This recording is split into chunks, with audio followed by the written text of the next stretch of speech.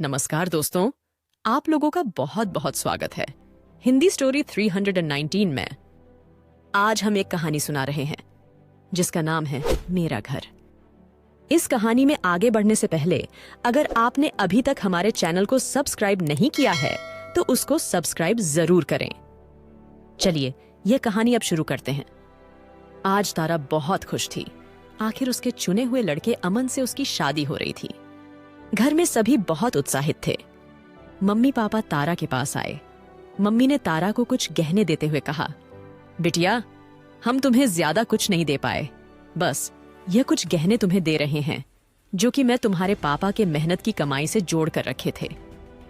तारा उन गहनों को लेते हुए बोली, अमन ही मेरे असली गहना है मम्मी। आपने मुझे तो आसमान का चांद ही दिया है, अब किसी चीज की मुझे क्या ही आवश्यकता है। मम्मी पापा अपनी बिटिया को खुश देखकर खुश थे।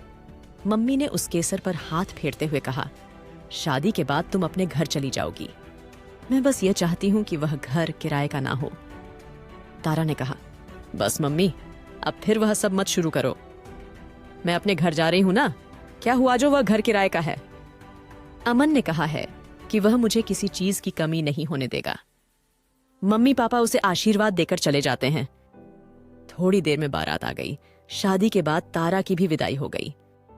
अब वह अपने ससुराल में ही थी। 2 कमरों के मकान में एडजस्ट करना आसान नहीं था। उसे समय इतने सारे रिश्तेदारों के आने की वजह से घर के अंदर बिल्कुल भी जगह नहीं थी। तारा को एक कमरे में ले जाया गया। सभी दुल्हन को देखने लगे।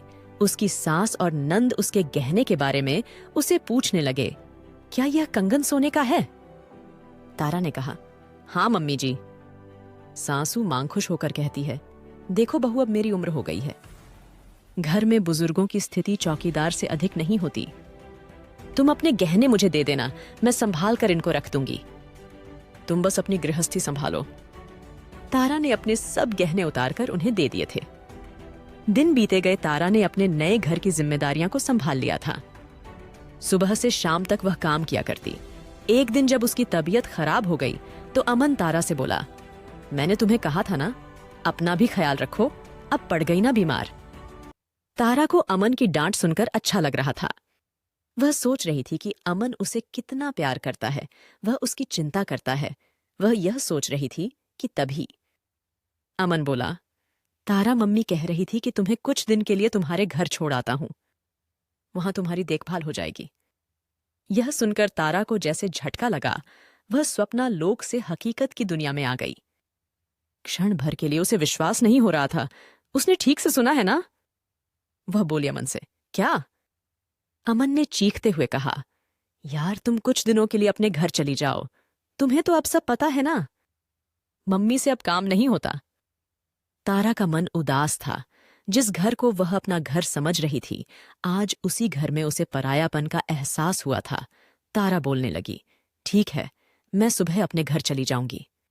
अमन ने कहा, मैं तुम्हें ऑफिस जाते हुए वहां छोड़ दूंगा। तारा अपना सामान पैक कर लेती है। अपने मम्मी पापा भाई बहन से मिलने के लिए वह भी तड़प रही थी।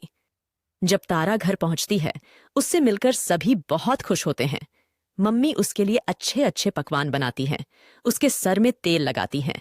अच्छे देखभाल की वजह से और आराम करने से वह 1 हफ्ते में ही ठीक हो जाती है। एक दिन एक पड़ोस की एक आंटी घर पर आई हुई थी। वह तारा को देखकर बोली, बिटिया आई है, दामाद जी भी आए हैं क्या? तभी मम्मी ने कहा, अरे दामाद जी का तो ऑफिस है ना। तारा अभी बस कुछ दिन के लिए ही रहेगी, फिर अपने घर चली जाएगी। जब तारा ने यह सुना तो सुन पड़ गई। मम्मी के मुंह से उसने यह बात पहले भी सुनी थी, पर आज इस बात ने सीधे उसके हृदय में चोट की थी। उसके आंसू बहने लगे। उसे रोता हुआ देखकर मम्मी डर गई। उसे गले से लगाकर बोली, क्या हुआ, ससुराल में कोई परेशानी है क्या? तारा ने कहा, ससुराल में कोई परेशानी नहीं है, परेशानी तो मुझ में है। जिस घर में मैं पली बड़ी, उसी घर से आज मेरा घर बोलकर ससुराल भेज दिया जाता है और ससुराल से मुझे मेरे घर भेजा जाता है। मैं समझ नहीं पा रही हूं, मैं उनकी बात मानो या आपकी। मेरा अपना घर कौन सा है मम्मी? मम्मी उसे कुछ नहीं कह पाई। आंटी चुप नहीं रहती। वह अपने आंसू पोंछते हुए कहती है, हम औरतों का अपना घर नहीं होता बिटिया, हम औरतों का अपना घर नहीं होता। इस कहानी को सुनने के बाद आप लोगों के मन के विचार जरूर कमेंट में हमें शेयर करें। आप लोगों का बहुत बहुत धन्यवाद। इस कहानी को सुनने के लिए अगर आप पहली बार हमारे चैनल को देख रहे हैं, हमारे चैनल को सब्सक्राइब कीजिए और अपने विचार इस वीडियो के कमेंट पर जरूर शेयर करें और यह भी बताएं कि आगे आप किस तरह की कहानी सुनना चाहेंगे। फिर मिलते हैं एक नई वीडियो के साथ। धन्यवाद।